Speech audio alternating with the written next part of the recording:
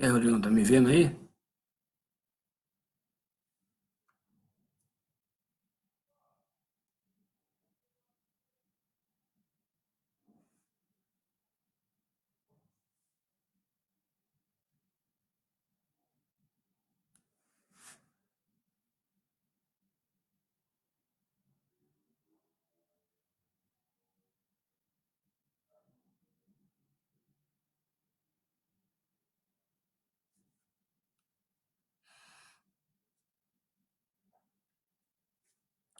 E dá pra ouvir ou não?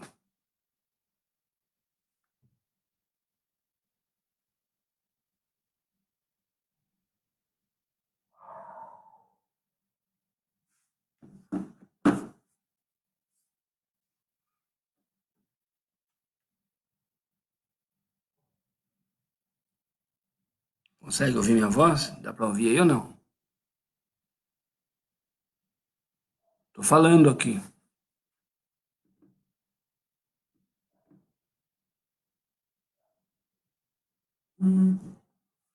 Beleza, então? Faltam 10 minutos, então. Como é que a gente faz aí? Fica assim já? Deixa. Tá rolando esse tempo que tá rolando, não tá gravando? Depois vocês vão editar isso?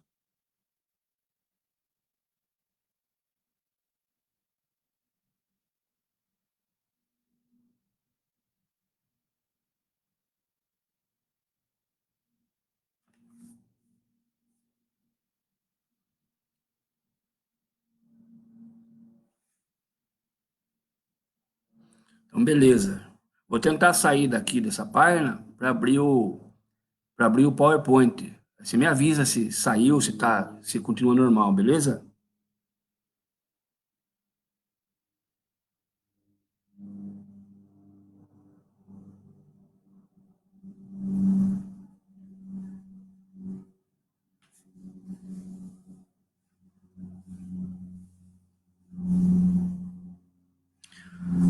Tá bom, agora é 18h53 no meu aqui. Então, a hora que for 7h03, alguma coisa assim, daí eu já começo. Então dá para ouvir bem, né?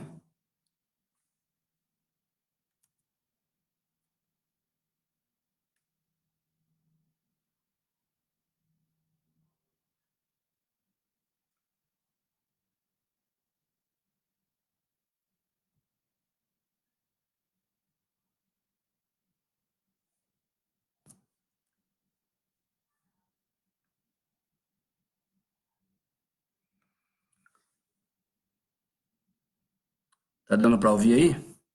Tá normal?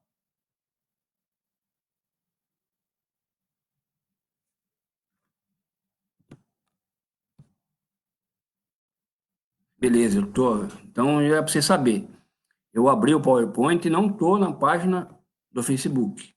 Tudo bem?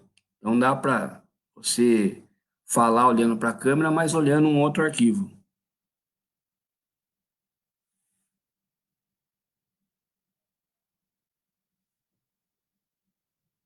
Beleza, fica de boa.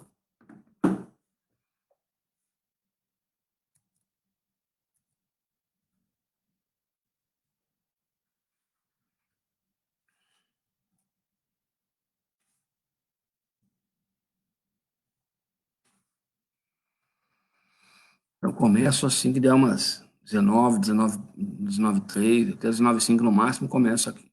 Fica tranquila.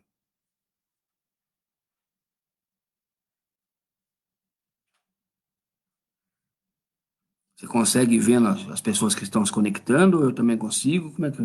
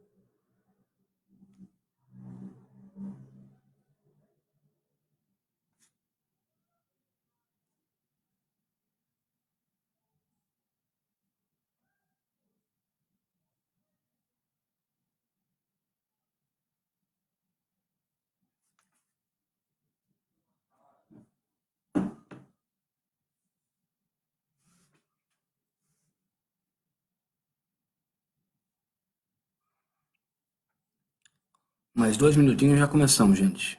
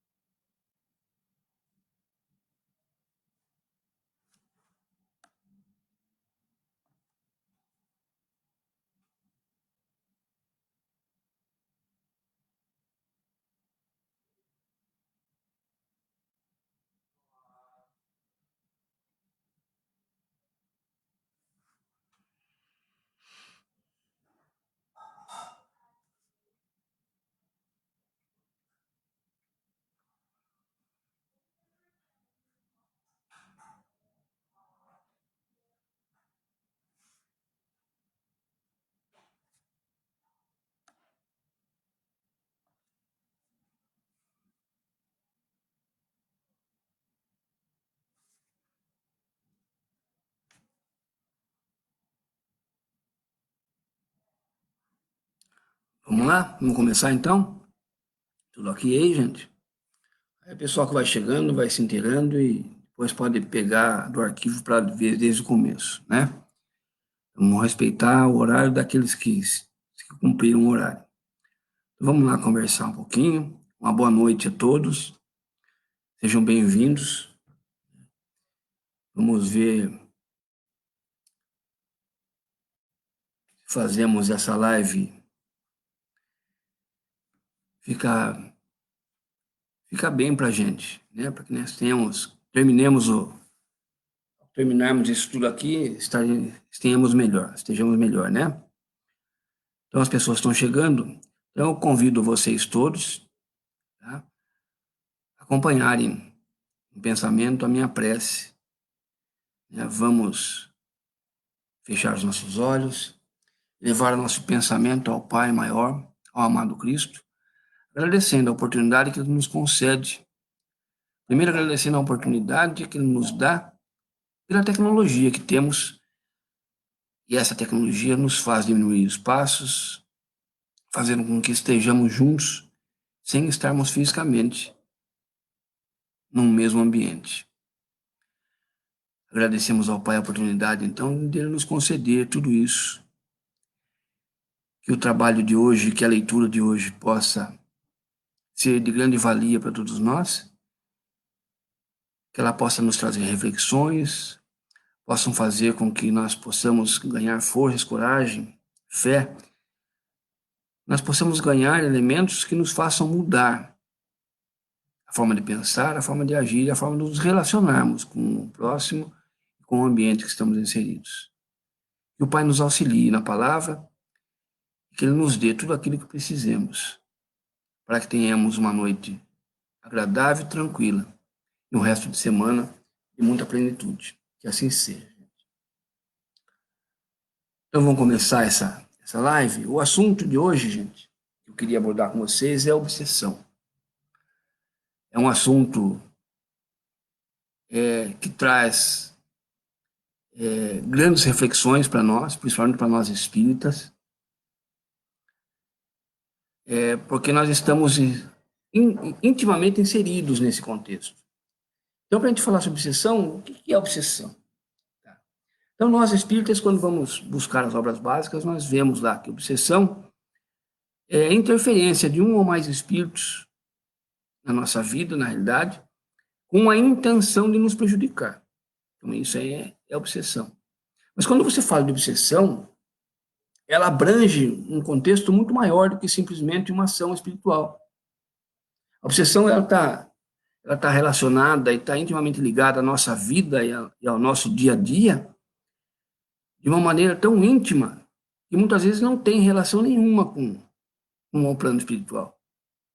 A relação está conosco intimamente ligado de nós para conosco mesmo. Obsessão.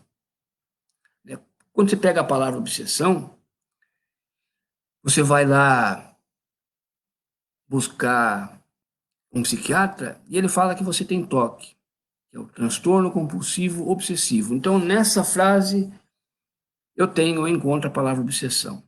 É transtorno compulsivo e obsessivo. Ou seja, nessa relação da obsessão com esse problema de saúde que um psiquiatra, que um psicoterapeuta coloca em mim, para tentar corrigir isso na minha ação, no meu dia a dia, na minha relação com as pessoas e com o ambiente que estou inserido, eu já começo a perceber que não tem, muitas vezes, um espírito desencarnado ligado a esse contexto. Então, é bom para que nós comecemos a pensar que tudo no espírita, ele joga muitas vezes na costa do coitado do desencarnado, que muitas vezes não tem culpa nenhuma. Muitas vezes o problema está conosco, na nossa conduta, na nossa forma de pensar, na nossa forma de nos relacionarmos com o próximo e com o ambiente. Então, eu quero abordar a obsessão aqui num processo de educação. A obsessão como ferramenta educativa. Você já pensaram nisso? Em ter a obsessão e olhar para ela como uma ferramenta pedagógica? Como sendo o seu obsessor, sendo o seu professor? Sendo aquele que vai fazer com que você atinja uma perfeição maior naquela vida? Aquele sujeito, embora você não o veja, né, porque quando você passa a ver, passa a ouvir, passa a sentir o desencarnado, nós falamos de mediunidade, e isso passa a ser uma mediunidade ostensiva. Então, a ostensividade mediúnica, né, é aquela que quebra os limites do corpo físico e faz com que eu possa ver, possa sentir, possa observar o espírito. Né? Mas quando nós olhamos e pensamos em obsessão para o espírito desencarnado, nós pensamos nele de que forma? Nós pensamos nele como um inimigo, como alguém que não me quer bem, como alguém que não gosta de mim, como alguém que quer me prejudicar. Será que a obsessão está ligada só nessa linha? Porque quando você olha desse jeito para o obsessor, está faltando para você um pouco de caridade. Porque o que é obsessor para nós? O obsessor é um espírito que já desencarnou, que já morreu. Bom, se ele já morreu, um dia ele teve um corpo. Hoje não tem mais. O corpo já morreu, porque a morte está ligada ao corpo físico. O corpo morreu, o espírito continua. Então, nós espíritas acreditamos na imortalidade da alma. Acreditamos também na continuidade da individualidade da alma após a morte do corpo. Ou seja, então, quando eu morro, eu continuo sendo eu mesmo. Eu perdi a parte mais densa da minha constituição tríade, que é espírito, perispírito e corpo físico. Então, eu perdi o corpo físico. Mas a mente, que pertence ao espírito, ainda está com ele. Porque a mente é que determina quem é o espírito, o que é o espírito. E a mente pertence ao espírito. Se o espírito não gostava de você, ele continua não gostando. Então ele vai entrar num processo obsessivo. Vai tentar te achar um dia, de alguma forma, né? E vai chegar até você, desde que você dê elementos para que ele consiga fazer isso. E nós damos sempre. Não tem como, não dá. Nós somos espíritos ainda falhos demais e dentro da nossa vida nós falhamos demais. Então, as nossas falhas, os nossos defeitos é que promovem a possibilidade deles nos acharem. Mas aí nós vamos nos relacionar com ele. Bom, se ele é alguém que está atrás de mim, é porque eu fiz alguma coisa no passado para esse sujeito. Se eu fiz alguma coisa no passado, se eu prejudiquei tanto assim ele, que ele deseja vingança, então a culpa dele estar como obsessor é minha. Não foi uma opção, não foi uma escolha dele. Porque nós mesmos hoje, se nós perguntássemos para qualquer espírita, você gostaria de ser um obsessor? Tenha certeza que qualquer espírita iria falar para você que não. Mas nós temos certeza que vamos ser obsessores ou não? Não sabemos, depende E como vamos desencarnar? Já pensou alguém entrando na sua casa, prejudicando você, matando o filho, matando uma esposa, matando o marido, pais? Como que você vai olhar para aquele sujeito que fez isso? Será que você vai perdoá-lo? Será que você tem essa facilidade de perdoar aquilo que ele fez porque ele não sabia o que estava fazendo? Será que nós temos essa capacidade? Então você desencarna com aquela raiva, com aquele ódio. Será que você vai ser obsessor ou não? Uma pergunta que nós temos a nos fazer. Nós fazemos essa pergunta para nós mesmos. Então, se ele está naquela condição, é porque alguma coisa eu fiz para ele. Isso passa a ser obsessão. Então, ele vai perseguir, ele vai querer me prejudicar. Ele não quer saber se aquela vida, se aquilo que eu fiz para ele foi em outras vidas, em 2 encarnações atrás. De 2 encarnações para trás, ele não reencarnou mais. Então, ele está naquela vida, eu que não estou mais. Depois daquela vida, eu já tive 2 outras. Então, eu nem lembro o que aconteceu. Está no meu subconsciente, está lá no meu inconsciente, está gravado. Tudo que eu fiz, eu deixei de fazer, seja bom, seja ruim, está em mim. Não se perde. Não tem como perder. Aquilo é a ferramenta que vai modelar a minha. Primeiro, o meu corpo físico seguinte, e vai modelar a minha capacidade de interagir com o mundo. Vai mostrar quem eu sou e como eu sou. Então, eu sou o produto das vidas passadas minhas, que eu tive lá atrás. Então, vai olhar a obsessão. Então, quando você vai buscar Hermínio de Miranda, o Hermínio de Miranda ele diz assim, no livro dele, ele diz assim, qualquer abordagem à complexa problemática da obsessão deve começar, a meu ver, com uma atitude preliminar de humildade e amor fraterno. Na Universidade dos Carismas, quando você vai buscar Hermínio de Miranda, ele diz assim que você tem que se relacionar com o seu obsessor sob um ponto de vista fraterno. Ele não sabe. Para você é mais fácil de olhar para ele assim. Para ele é mais difícil, porque ele está na atual vida. Aquela vida que você prejudicou, ele só não tem o corpo, mas ele continua naquela vida. Agora você não. Você já não se lembra mais, então não é fácil de você olhar para ele dessa forma. A gente está falando que quando você conversa sobre esse assunto com alguém que não é espírita, então ele não acredita em reencarnação, ele não acredita em vida após a morte, ele não acredita na individualidade do espírito, ou seja, depois que ele desencarna, ele continua sendo ele mesmo. Então, o drogado continua dependente químico, o alcoólatra continua dependendo do álcool, né? Aquele que era muito ligado ao dinheiro, ele continua ligado ao dinheiro. Só que esses elementos ele não tem na espiritualidade, e são elementos materiais, eu não posso levar para lá. Então, se você um dia desencarnar e lá no mundo espiritual você continua sentindo fome, sentindo frio, sentindo o desejo de fazer sexo, sentindo o desejo de beber, tá com sede, sentindo o desejo de usar álcool, de usar drogas, alguma coisa está errada. Tem que refletir, voltar atrás para começar a repensar a vida atual que você está. Então, a gente olha isso aí e olha para os nossos espíritos como um professor que está me ajudando. Então, eu tenho as influências. Lá na questão 456 dos espíritos, Kardec pergunta aos espíritos assim: os espíritos podem ver o que fazemos? Resposta, Kardec: mais do que podes supor. Tudo que nós fazemos, eles podem ver. Então, podem, cada um, porém, só ver aquilo que dá atenção. Ele não consegue ver. Muitas vezes o espírito desencarnado, ele tá desencarnado e ele não consegue perceber os amigos espirituais que estão ao lado dele, tentando resgatá-lo. Está ao lado dele tentando fazer com que ele perceba elementos que vão fazê-lo poder ser resgatado, porque até então ele acha que Deus abandonou. Essa é uma característica comum. Deus abandonou, porque ele está sofrendo e ninguém vem ajudá-lo. Mas a postura vibratória em que ele se encontra faz com que ele só perceba os padrões e ondas em que ele está inserido. Ele não percebe a mãe, o pai, o irmão, um avô, uma avó, ao lado dele, tentando trazer ele para um outro caminho, porque ele não percebe.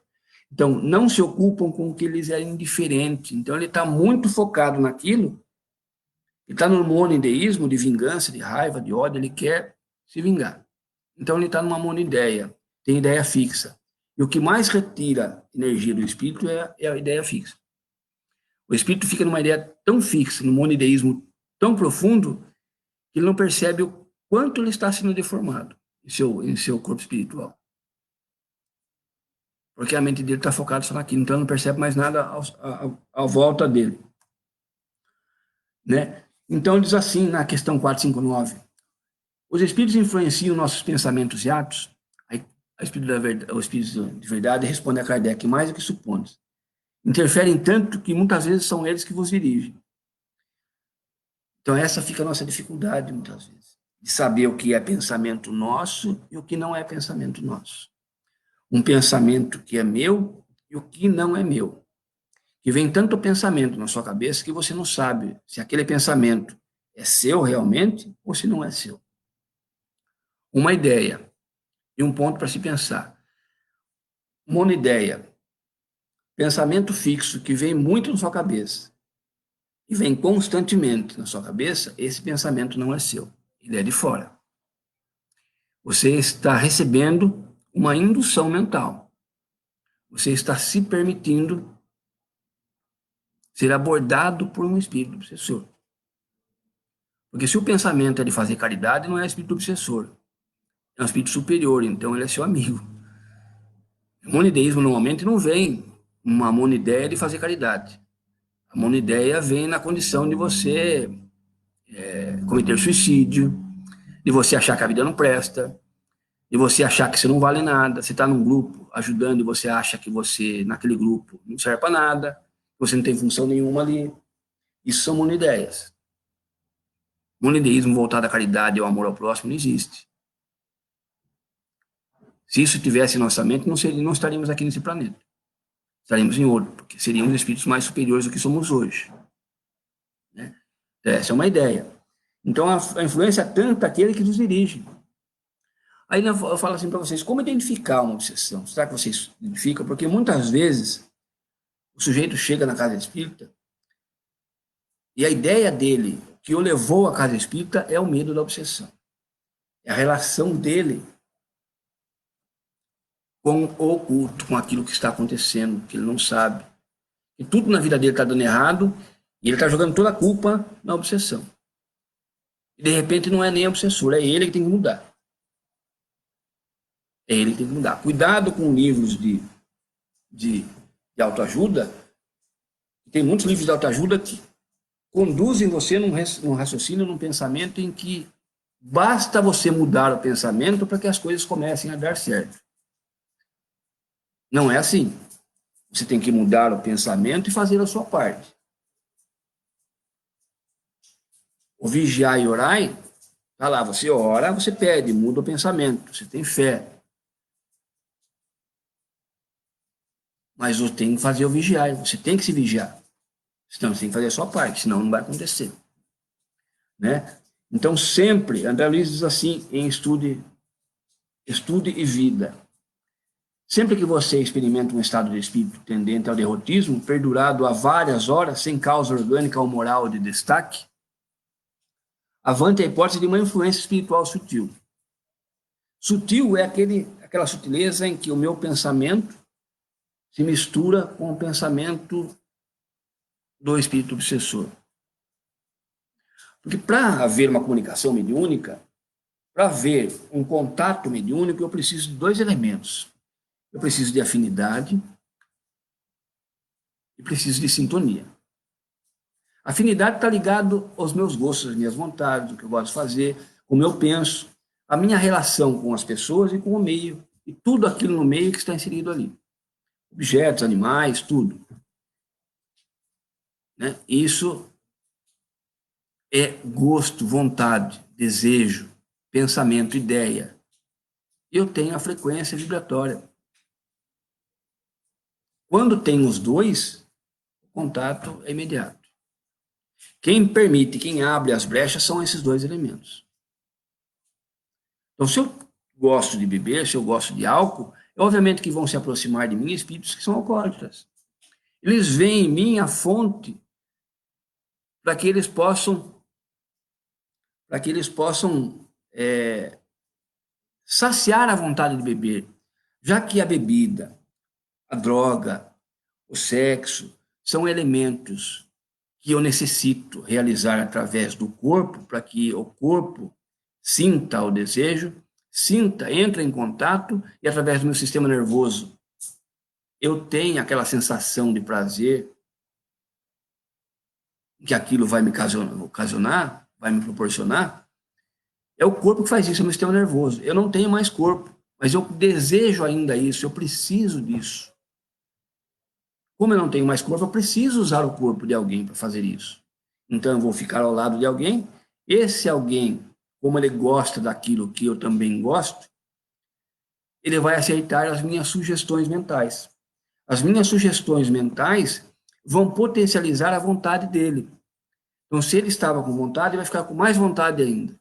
Com mais vontade ainda, ele sai do equilíbrio, ele sai do controle. Saindo do controle, ele vai e faz o que ele tem que fazer. Ou ele vai beber, ou ele vai fumar, ou ele vai usar droga, ou ele vai para o shopping pegar o cartão e gastar, ou ele vai comer, ou ele vai fazer sexo. Coisas ligadas ao corpo físico, na qual o benefício daquilo me traz a sensação agradável vindo através do meu sistema nervoso. Meu sistema nervoso vai ser acionado, meu sistema nervoso ele vai ser acariciado, as informações vão até o cérebro recebe isso, transforma em impulsos neuroquímicos e joga no meu organismo uma corrente, uma enxurrada de hormônios, e esses hormônios químicos é que vão trazer a sensação de prazer que eu preciso sentir com aquilo que está acontecendo. Esses já não são obsessores. Esses são o que o André Luiz chama de parasita espiritual. Então, parasita espiritual é aquele sujeito que não te conhece, nunca te viu, não sabe quem você é, ele não gosta de você, mas também não desgosta, ele só está do seu lado porque os seus gostos são os mesmos gostos que ele tem. Então, eles não são obsessores, eles são parasitas. Esses parasitas, muitas vezes, por nós darmos manutenção na nossa condição física, se eu gosto de álcool, eu vou sempre beber e não vou parar. Se eu gosto de fumar, sempre vou fumar e não vou parar. Se eu gosto de fazer sexo, eu vou fazer cada vez mais. Isso mantém esses espíritos ao meu lado. Então, eu sou o obsessor deles, e não eles o meu. Muitas vezes eles querem até sair do nosso lado, mas nós não deixamos. Nós os chamamos de volta. Então, nós damos manutenção nessa atmosfera psíquica. Então, a atmosfera psíquica é exatamente essa. Eu crio uma atmosfera à minha volta, e essa atmosfera criada à minha volta que os mantém aqui. Que é uma atmosfera produzida por padrões vibratórios idênticos aos deles. Então, eu os mantenho aqui. Então, quem é o meu obsessor? É um monstro? Não, não é um monstro. Não é um ser diferente, que só vive de crueldades, nem um condenado sem remissão de justiça divina. Ou seja, todos nós merecemos perdão. Todos nós somos criados por Deus para sermos felizes. A felicidade passa necessariamente por um processo pedagógico.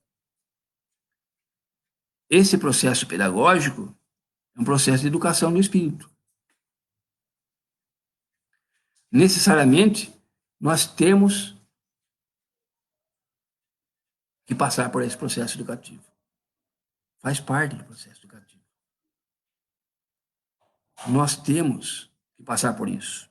A educação do espírito, então, Deus permite a obsessão ao espírito ao nosso lado porque Deus é tão justo e bom que ele permite que com a ferramenta dessas nos eduque. Assim como Deus permite o sofrimento, que não é obra dele. O sofrimento é obra das leis divinas. Deus cria leis para que essas leis sigam o seu caminho, para que essas leis façam o que devem ter feito. Quando eu quebro uma dessas leis, eu gero um problema grave, como se eu estivesse nadando contra a correnteza. Quando eu estou indo contra as leis divinas, eu estou nadando contra a correnteza de um rio. No começo eu consigo nadar bem, eu até consigo quebrar a correnteza, eu até consigo avançar um pouco. Mas a correnteza vai chegar uma hora em que o cansaço vai ser tanto que eu não consigo mais quebrar a correnteza. A correnteza vai me levar. Então o sofrimento uma hora vai ser tanto que eu vou pedir auxílio divino, que eu não vou aguentar mais. Que eu vou perceber através do sofrimento que aquilo está errado. O obsessor vai perceber isso também, porque o obsessor é alguém que, embora esteja nos educando e esteja num processo de justiça, segundo a visão dele, né, de vingança, então ele quer fazer justiça pelas próprias mãos, mas ele está contra as leis divinas, ele está nadando contra a correnteza. Um dia o sofrimento vai ser tanto para ele, seja lá quanto tempo, cada um tem a sua resistência perante as leis divinas, o sofrimento, mas um dia vai chegar um ponto em que ele não vai suportar mais. Ele vai pedir arrego. Ele vai conseguir vencer as próprias enfermidades que ele próprio criou, né?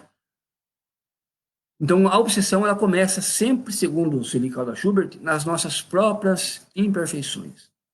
Como que nós somos criados? Nós somos criados à imagem e semelhança do Pai. É assim que traz lá o Velho Testamento. Nós fomos criados à imagem e semelhança de Deus. Imagem e semelhança é o quê? Imagem e semelhança espiritual, e não física. Imagem e semelhança é espiritual. Então, para nós podermos nos assemelhar a Deus, nós temos várias e várias e várias perfeições, ou o inverso da imperfeição. Então, nós temos virtudes. Virtudes que estão escondidas em nós. Elas estão todas aqui, mas em uma condição latente. Elas estão em estado embrionário. Nós fomos criados com todas as virtudes. Kardec pergunta assim, aonde está escrita a lei de Deus? Pergunta a espiritualidade superior, né, o espírito de verdade. E eles respondem a Kardec, na consciência do espírito. Então nós temos a lei divina gravada em nós. É essa lei divina que vai fazer com que nós consigamos evoluir. Então é a nossa consciência que contém essa lei que vai nos fazer evoluir. Nós vamos evoluir de acordo com a nossa consciência. E é ela que vai nos cobrar depois de desencarnar. Porque enquanto nós temos o corpo físico, o nosso corpo físico, a densidade das células do nosso corpo físico, a densidade dos nossos neurônios, que formam o nosso equipamento, o nosso principal órgão neurológico, que é o cérebro, são células muito densas, então eles inibem a nossa consciência. Inibem ela estar ativa, ela ter mais potencialidade de cobrança. Por isso que não lembramos as vidas passadas, de tudo que fizemos. Se nós lembrássemos, muitas vezes, não conseguiríamos nem reencarnar. Então, dentro das leis divinas, é maravilhoso isso que o Pai nos faz para nós, de esquecer tudo que fizemos no passado. Esquecemos, está lá guardado, mas não está tirado de nós, está lá guardado, no meu inconsciente, está lá guardadinho. E aquilo lá é que me modela a vida. A próxima vida que eu tenho, a vida que eu tenho hoje, ela foi modelada, está sendo modelada por aquilo lá. Que volta em mim, aquilo modela um comportamento meu. Eu não sei por que eu sou assim, por que eu ajo assim, por que eu falo assim, por que eu penso assim, mas está lá no seu inconsciente. Está relacionado às suas vidas passadas. Está guardadinho lá. Então Deus nos criou com todas as perfeições que Ele tem, só que está em estado embrionário. Precisamos fazê-las desenvolver. Como que eu desenvolvo? Um sujeito chamado Jesus, que apareceu na Terra há 2000 anos atrás, que é o nosso modelo e guia, que foi o homem e o espírito mais evoluído que já pisou na face da Terra, nesse planeta aqui, ele nos deixou uma receita. Está lá um livro de condutas, chamado Evangelho. Se nós conseguirmos seguir o Evangelho, aplicando ele em nossa vida, quanto mais conseguirmos aplicar ele em nossas vidas, mais nós vamos evoluir. Mais vamos fazer com que essas virtudes se desenvolvam em nós. Está lá no Evangelho, no capítulo 6, o Evangelho diz assim, que as nossas virtudes estão desornadas, estão escondidas. E escondidas por quem? Quem esconde as virtudes? Os nossos defeitos. Então, para que as virtudes apareçam, nós temos que eliminar defeitos. Eliminando defeitos, não conseguimos tirar um defeito de uma vez só também, porque as virtudes não aparecem todas de uma vez só também. As virtudes, elas são como correntes. Cada elo é uma virtude. Perceba que a corrente tem um elo ligado ao outro. Então, se eu puxo um elo da corrente, os outros vêm junto. Eu não consigo puxar um sozinho. Todos estão amarrados uns aos outros. Vêm junto. Então, quando eu faço desenvolver um pouquinho de uma virtude minha, porque eu consegui tirar um pouquinho de um defeito que eu tenho, que estava escondendo aquela virtude que estava por baixo, outras virtudes também começam a aparecer. Não tem como você ser paciente sem ser amoroso, sem ser tolerante. Não tem uma pessoa que só seja paciente. Tenha paciência em sua virtude total. Não tem. Ele é paciente, então ele também é tolerante. Ele também é resignado. Ele tem outras virtudes que vêm junto. É normal que assim seja. Então nós temos que procurar diminuir defeitos. E nós temos muitos defeitos. Comecemos a diminuir os nossos defeitos pelos menores.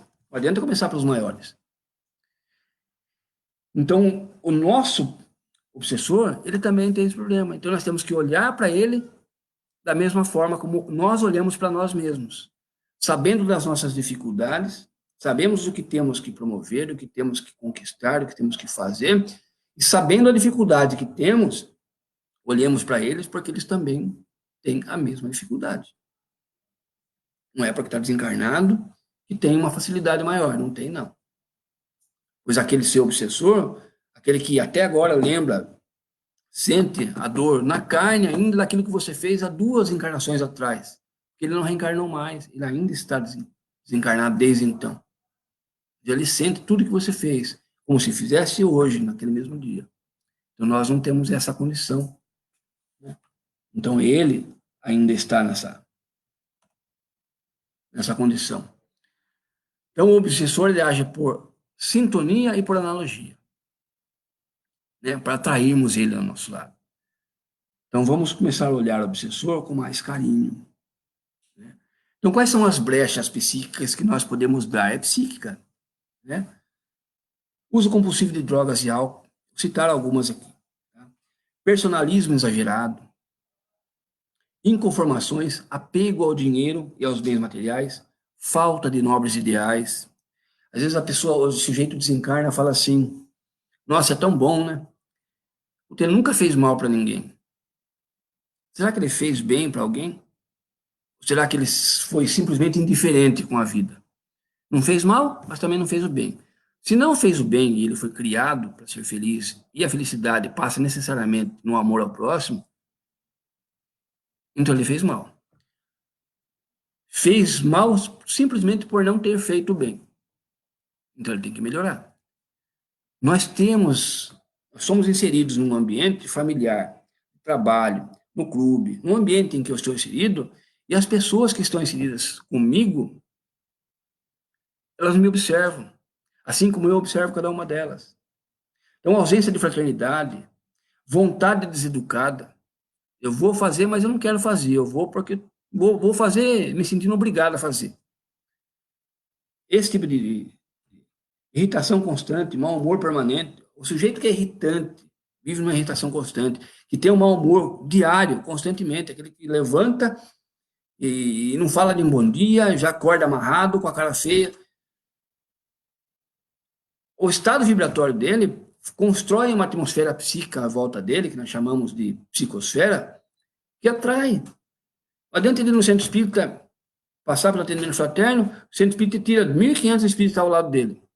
Ele vira as costas, sai do centro espírita, 2.500 abraça ele na porta do lado de fora. Não adianta, se ele não mudar, eu é que tenho que mudar. É a minha postura mental perante a vida, perante ao próximo e a tudo que está envolvido à minha volta, naquele ambiente em que eu estou vivendo, é que promovem ou a minha derrota ou a minha vitória naquela vida. Espíritos antes encarnados, né? Coloca ali, Suelicaldo Schubert coloca lá desejo de vingança, inveja, ciúme, viciação sexual. Coloca tudo isso, né?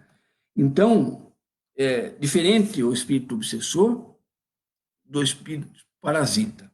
André Luiz, Evolução em Dois Mundos, ele coloca assim: Parasitose espiritual. Qual se verifica entre a alga e o cogumelo, a mente encarnada entrega-se inconscientemente ao desencarnado que lhe controla a existência, sofrendo-lhe temporariamente o domínio até certo ponto, mas em troca, a face da sensibilidade excessiva de que se reveste para viver quando perdura semelhante influência. Ou seja, então, o sujeito está do meu lado sem ser obsessor, ele está ali, eu considero como obsessor, mas ele só está ao lado sendo um parasita, ele vai permanecer ali enquanto eu tiver aquele hábito ruim que permanece, que o atraiu ali e o mantém ali.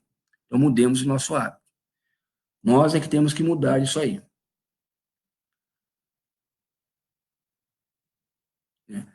Então, tudo é gerado através do pensamento. Então, o nosso pensamento é o foco. O nosso pensamento nos diz quem somos e o que somos. Aonde está o pensamento, aí está o espírito. Então, eu não preciso estar um corpo físico ali para estar em pensamento, porque o pensamento é um atributo do espírito. Assim como a mediunidade. Todos vocês sofrem obsessão, todos nós sofremos obsessão, porque nós, dentro desse propósito, somos médiuns. Que a mediunidade, em síntese, é a capacidade que o espírito tem de se comunicar.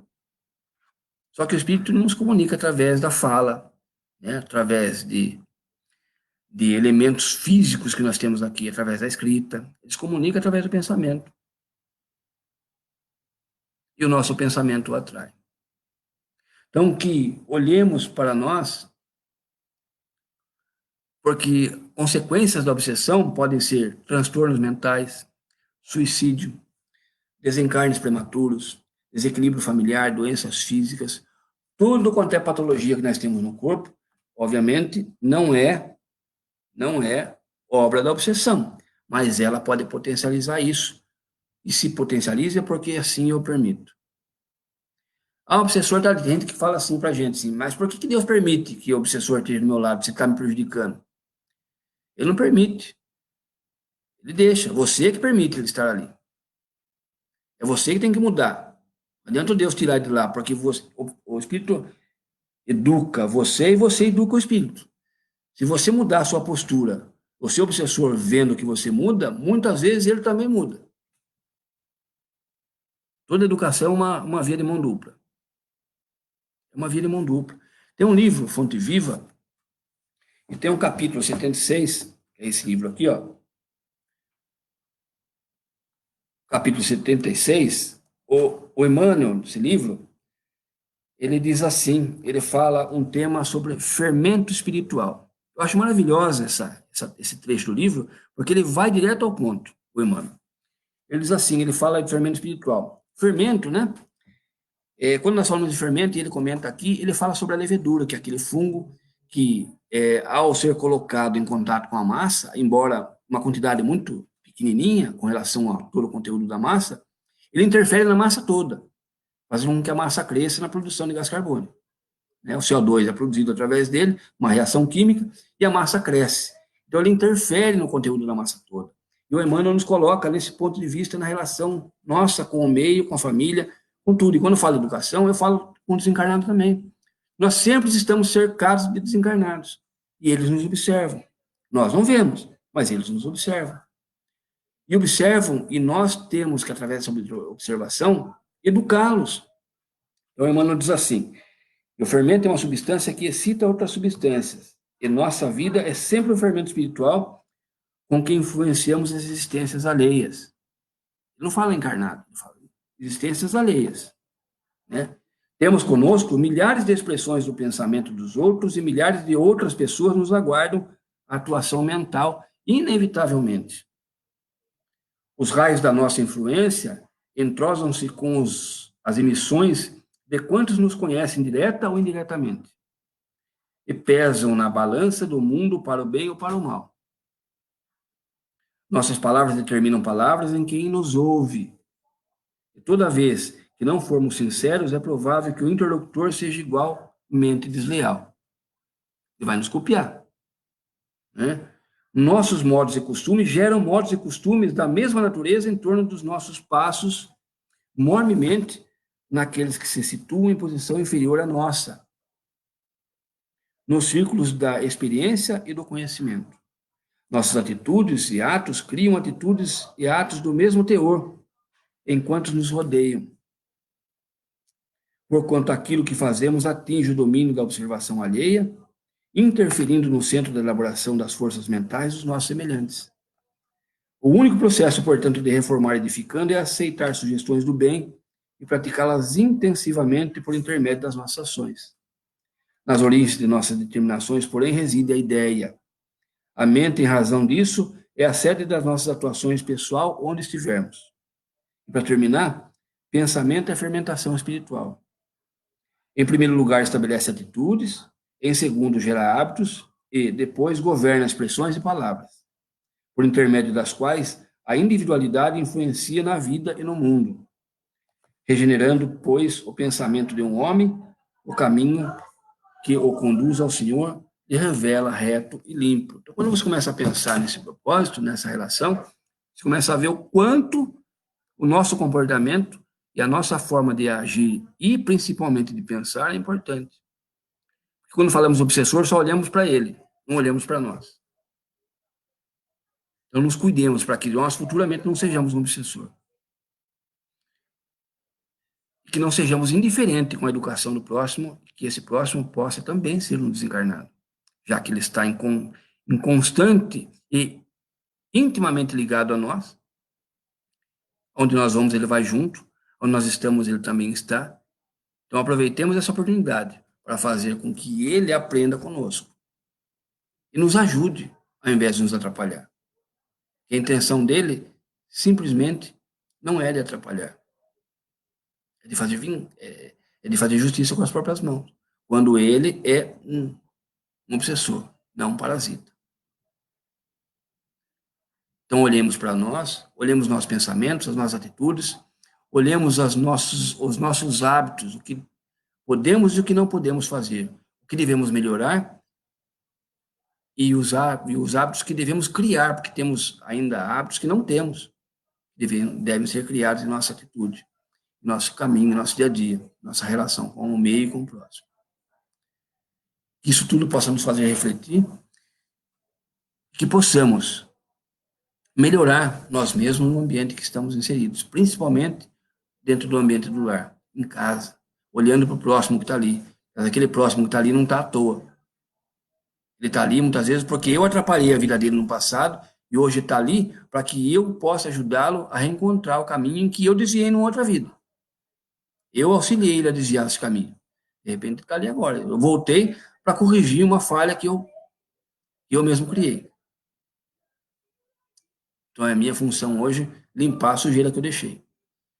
Então, olhemos para nossos familiares, nós dentro de casa, com mais fraternidade e com um campo mais abrangente de visão dentro de um processo educativo que nós estamos inseridos. Beijo no coração de cada um de vocês. Até uma próxima oportunidade. Aqui na live, ou numa casa espírita futuramente, que possamos conversar pessoalmente, né, depois que acabar tudo isso. E aproveitemos esse ambiente de pandemia para que nós construamos, né, venhamos a construir bons hábitos. Né? Tudo isso é oportunidade que, se a gente começar a olhar com um olhar mais amplo, nós vamos ver que são oportunidades para leituras, para assistir bons filmes, né? Para ter uma relação mais íntima, muitas vezes, que as pessoas estão dentro de casa, né? Sentindo a falta do outro que está distante. Então, tudo isso vem para que nós construamos, porque toda tragédia tem dois lados, sempre. Tudo tem dois lados. Depende do lado que você olha, o copo pode estar meio vazio, pode estar meio cheio. Depende do lado que você olha. Então, olhemos para o lado melhor. Beijo no coração de cada um de vocês e até a próxima oportunidade, se Deus quiser.